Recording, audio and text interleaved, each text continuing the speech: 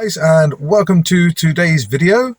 Today we are in the Mitsubishi Outlander 2.2 D-id.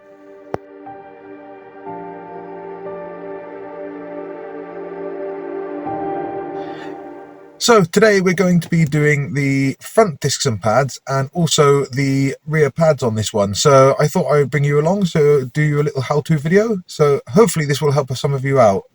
If it does, then please let us know by hitting a like and subscribe below this video to help us out.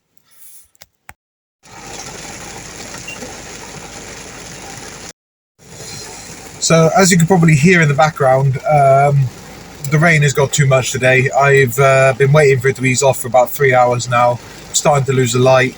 It's yeah, I'm going to wait until tomorrow, but you guys won't have to.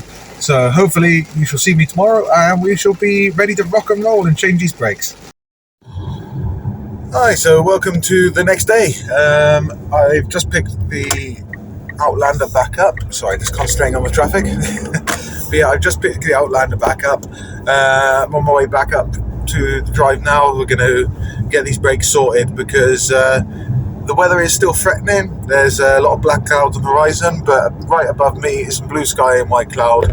So I'm hoping that holds out long enough for me to get this sorted.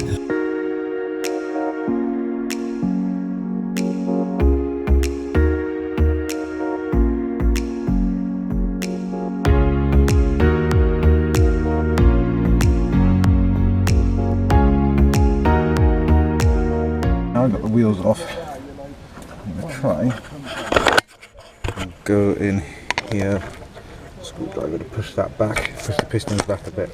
So as you can see, there's two 17mm bolts. A lot of places will say to undo both, but I believe on these I should be able to just undo the bottom one, lift the caliper up and slide it out. So let's give that a go.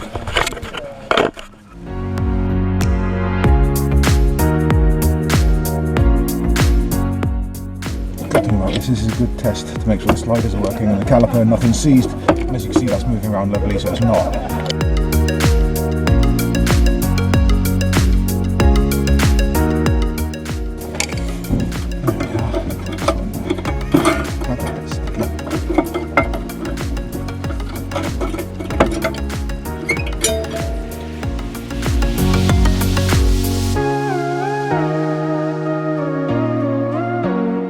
I'm pretty sure these are a 17 as well, actually.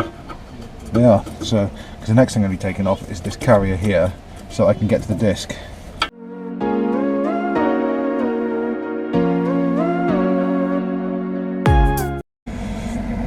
Here we are. You can see I've taken out the two 17s, so that can come straight off now, which is the carrier for the pads, and we've got to get this one off. I'm going to try a good old tap with a hammer, see if that works it. If not, if you are struggling to get these off, they have got these threaded bits in the disc, which is what will push it off. But I'm going to try a good old hit with a trusty hammer first.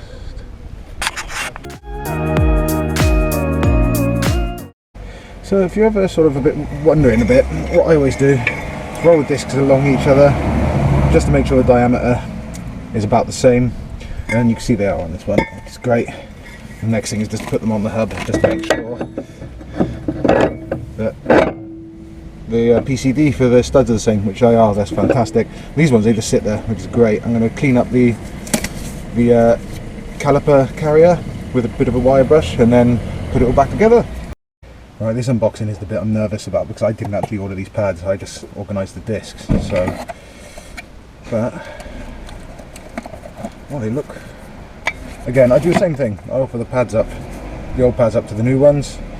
You can see the old pads had quite a bit of meat left on them, but there we are. And that, this is a brake wear wire. So basically, as your pad gets down to the last few mil, this will start making contact with the disc and making a god-awful noise to make you realise you need to get them changed soon. But one thing I'm going to take off of these is these anti-vibration plates to put on the new pads. Manufacturer ones come with them, but these aftermarket Napa ones don't seem to. But good thing is I know that they're all okay, so what I'm going to do is clean. You can do this with a screwdriver, I'll show you in a second, but I tell you, it's so much quicker if you've got a little wire brush.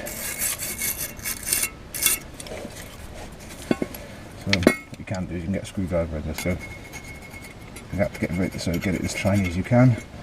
But as you can see, that little bit, I've got it a bit shiny, but nowhere near as quick as doing it like this. So much quicker. There we are. Put this one around the disc, and we've bolt that back in place. End of those 7 turns.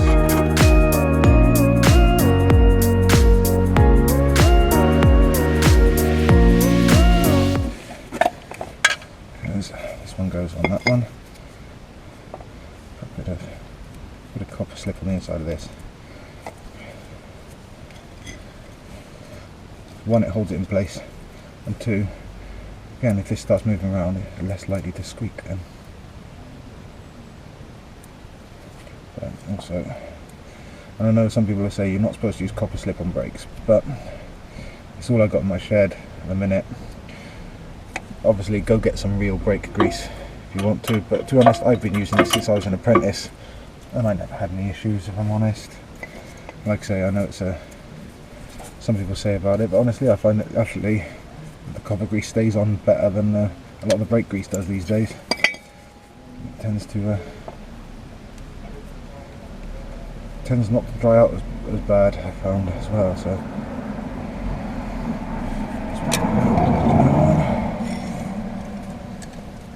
again, you don't have to put these on. If they're missing off yours, don't panic, but I just put them on because I just find that they again, they prevent the noise of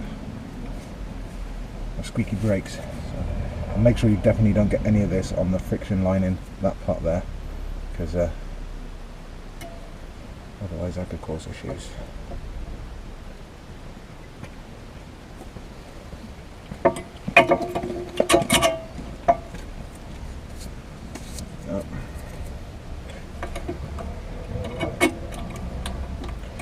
Oh, come on here.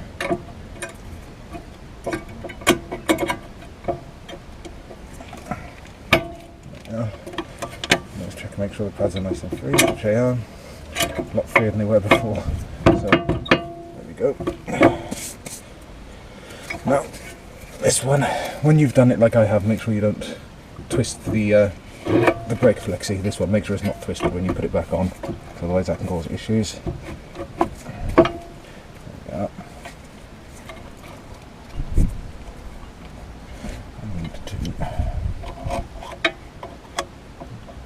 Make sure that rubber's in the right place. A bit of grease on the slider as well, just to make sure everything's okay and hunky-dory.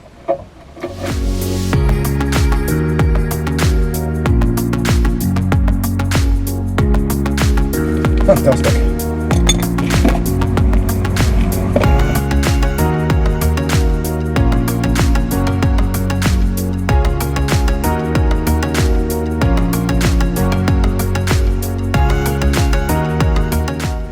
Right, so as you can see on this one, it's a bit different to the front, but the other thing as well is we can't, it's got two 12 mils, very much the same. The back we're only changing the pads on because the discs are okay, but yeah, it's the same sort of thing. If you were changing the rear discs, you'd have to remove then two 14s to take this carrier off, but we're going to take both of these 12s off because there's a handbrake that runs underneath it and a brake line that runs on the top, so you can't twist it to get it to push out. You can't do it the easy way on this one, so I'm going to have to take these out first.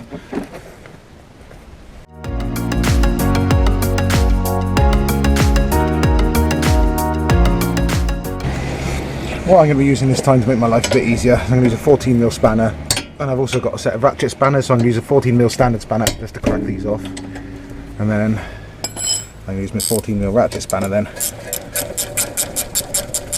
to buzz them off.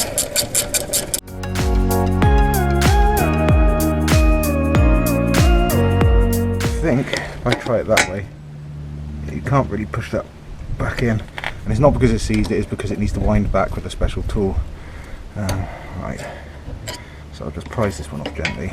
There we are. These pads, they're not even that bad either, are they? The outer pad is pretty worn, but that's okay. There we are. Outer pad is off.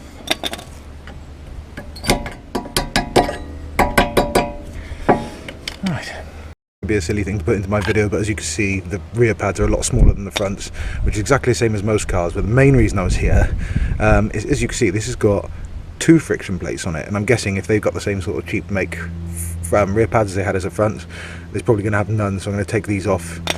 So, but the first thing I'm going to have to do is put my special tool in here. As you can see, there's 2 teeth ways cut out, so my tool goes in here and it twists, and it'll twist this and turn it in. It's a threaded tool. I'll try and show you that whilst I'm setting it up now. Alright, here's my special tool. What you always do with these, put that piece over to go inside the caliper like that, and then you put the corresponding end, which is the right size for the piston on the caliper, on there, and basically then all you do is you wind that in, and as you're winding that in, this end comes out, pushes the piston back in.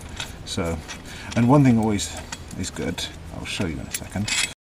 One thing I always do is have a look, see where these cutouts are in the correspondence of the caliper itself, and I try and make sure that when I wound it back in, they're in the same place, because on some pads like these ones, you've got these little pins that stick out, and you'll find that, well, you can see from the rusty bit on there, that cutout goes around that pin. If you put it in the wrong place, you might end up giving yourself problems in the future, like binding brakes. Right. And to be honest, these tools are worth having if you plan on doing your own work to your own car, because there is a lot. Most of the modern stuff now, you have to have a wind back tool to wind the brake caliper back in. You can't push them back in like the old days. So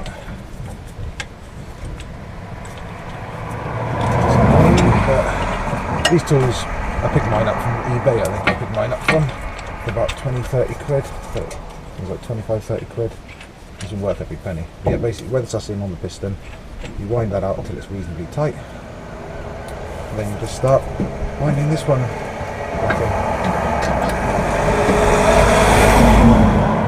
It can be quite tight. Sometimes you can use a spanner to help you, but I wouldn't advise that. So as you can see how bent my handle is, I bent mine a few times doing that. This is tight.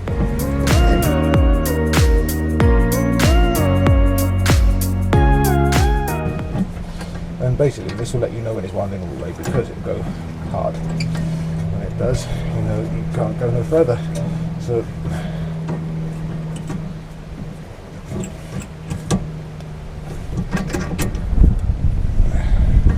careful you don't I don't know if you saw it then, but it started to pick up on this on the boot. If it starts doing that, stop and go back a little bit, because if you break that boot, water can get in, and that means it could really cause you some serious issues with seized calipers and things like that in the future. So I always make sure, try to make sure that isn't the case. Yeah. It's pushed, as you can see, that piston's pushed all the way in now, so it should be a case of being able to clean these off, which I am going to do with a screwdriver on this one. This is why I mentioned the screwdriver on the front brakes.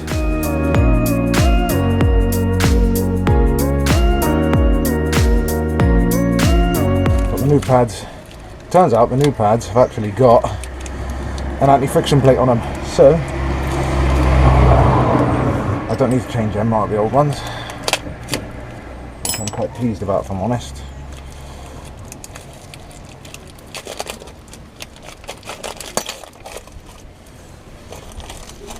But again, like the last one, I need to do the outside ones are universal. The outside ones are these. As you can see, they're the right size, right shape and everything. But the inside one, again, like the front, you've got this little, what they call it, brake wear indicator wire. Or not wire, but tab. What it does, if you look, it sticks down, sticks out a little bit more than the metal, but if you get down to a low part of your pad, it'll start touching this on the disc, and it'll create a really horrendous noise to let you know that you need to change your brakes. And the idea is it's supposed to save your brake discs, because usually, like now, the brake disc, you can usually put a couple of pairs of pads on before you need to replace the actual disc, except the front ones were lipped, so I needed to replace the fronts. But you can see the back ones, they're a bit rusty around the edge, but that's where the pad doesn't touch, so it's nothing to worry about. So new pads on this disc, absolutely fine this time, but it probably will need a new one next time, because even though it looks pretty bad, there's no lip or anything on that, it's fine. I can carry on and reuse it. So grease these up and refit them.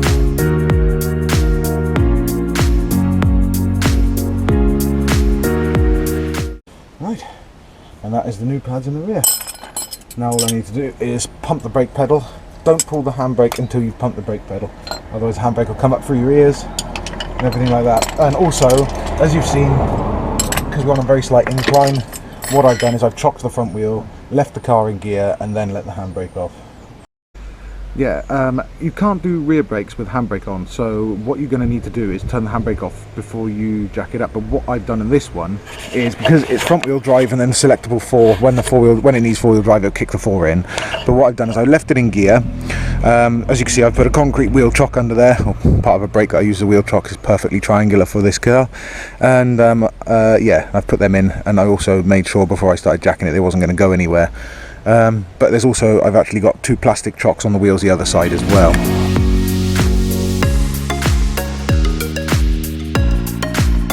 Whenever you're doing brakes on a car, after you've done each corner, I mean, you can sit in like I am if you want, or you can just stand outside, but always pump that brake pedal. And you'll probably find the first pump, maybe 2, will go to the floor. I do it after every corner. If you're doing it on the flat and you can jack all 4 corners up without moving the car, you could always do it after you've done the whole thing, but do not forget this sort of part of it. This is probably one of the most important steps, if not the most important step, other than making sure everything is tight. Make sure you pump that brake pedal, otherwise when you take off to do a road test or to drive it to its next destination, you're going to find you have no brakes for at least 1 or 2 pumps, and that is really scary. So, but now I've done the rear ones, pump the brake pedal a few times to make sure it's nice and good, then pull the handbrake. Now I can really sit onto the deck.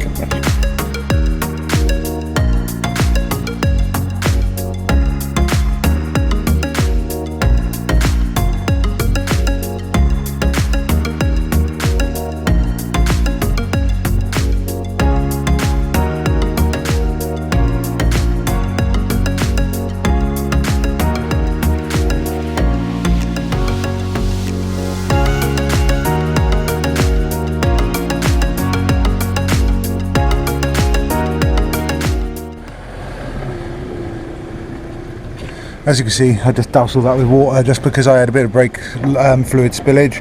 It's not the end of the world, douse it with water, but if you leave it on all that paintwork and everything, it will eventually eat through it, which you really don't want, especially considering it was going over the alloy a little bit. Right, so that's that all done. I've just got to road test it now and take it back. But yeah, that's all there is to it. I hope this video has helped you guys out. If so, then let us know by hitting a like and subscribe below this video. And yeah, stay tuned for more content. I imagine there will be more on the Outlander at some point. There will also be more on my Shogun Sport next to me, and also the E46, which I'm actually currently sat in. So stay tuned, like I say, and I hope you guys have a good day, and I will see you in the next video. It's time for the all-important road test after fixing these brakes. So yeah, I'm his co-pilot technically. You are today, definitely.